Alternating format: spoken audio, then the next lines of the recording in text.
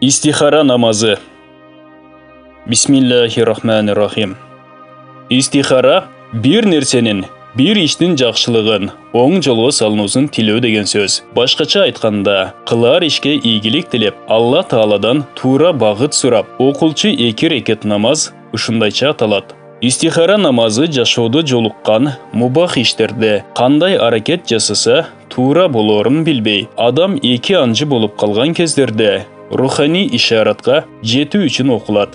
Биринчи рекетинде Кафирун сүрөсүн, экинчи рекетинде Ихлас сүрөсүн окуган жакшы. Намаздан кийин истихара дуасы окулат. Анан кыбыла жакка жүздөнүп уктаган жакшы. Түшүндө же жан дүйнөсүндө кандай аракет кылса арты жакшы болор жөнүндө кандайдыр бир ишарат багыттоого жол табуусу мүмкүн жана ичинде канааттанган багыты боюнча иш кылса болот. Мисалы түшкө ак же жашыл түс кирүүсө жакшылыктын жышаны, кара же кызыл түс кирсе жамандык күтүлөт. Истихара намазы жөнүндө Жабир бин Абдулла радиаллаху анху мындайча баяндайт.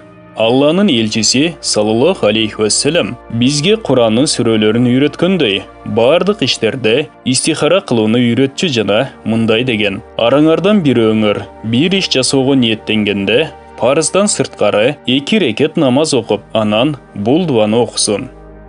Бисмиллахиррахманиррахим.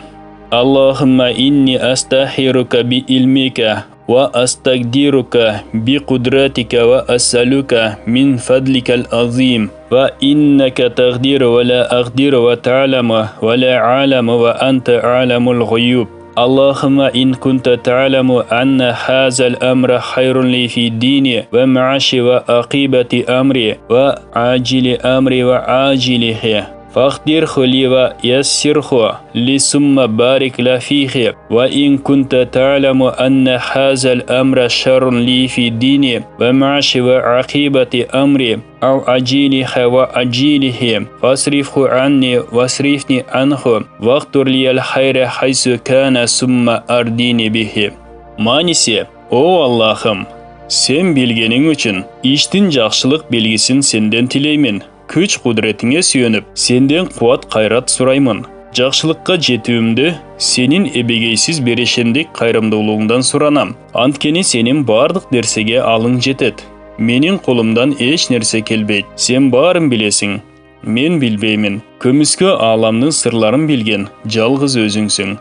О Аллахым, ушул иш менин диниме, жашоомо, ишимдин оң болуусуна же дүйнө ахиретиме пайдалуу болсо, муну мага насип кыл жана оңтойлуу кыл. Андан кийин мага ушунун берекесин бер. А эгерде ушул иш менин диниме, жашоомо, ишимдин акыр аягына же дүйнө ахиретиме зыяндуу болсо, муну мага жолотпо. Мени да мындайга туш кылба.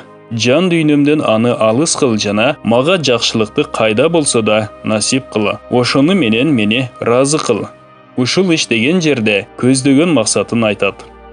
Истихара жасаган соң маселе айкындалбаса, 7 рет кайра истихара жасоо керек. Пайгамбарыбыз саллаллаху алейхи вассалам Азирети Анас радиаллаху анхуга мындай дегенди баяндалган: Эй Анас, бир иш жасагың келсе, жаратканга 7 рет кайталап истихара кыл. Ошондон кийин жүрөгүң каалаганын ойло, жакшылык ошол жерде. Истихара намазы менен дуасын кечинде жатарда окууга болгондой эле, күндүзү да окуп, анан дароо уктаса болот. Алла Таала жакшылык жышанын түшүндө ишарат менен көрсөтүшү мүмкүн. Жогорку истихара дуасынын арабчасын гана окуу шарт эмес. Окуй албагандар кыргызча эле дуа кылса болот. Бул баян Ислам негиздери аталыштагы китептен алынды. Урматтуу мусулман бир туугандар, биздин Ихром медиа каналыбызга катталыңыздар. Бизде жарыяланып жаткан баяндарды башка жакын мусулман бир туугандарга да таркатканга жардам бериңиздер. Аллах сиздерден разы болсун.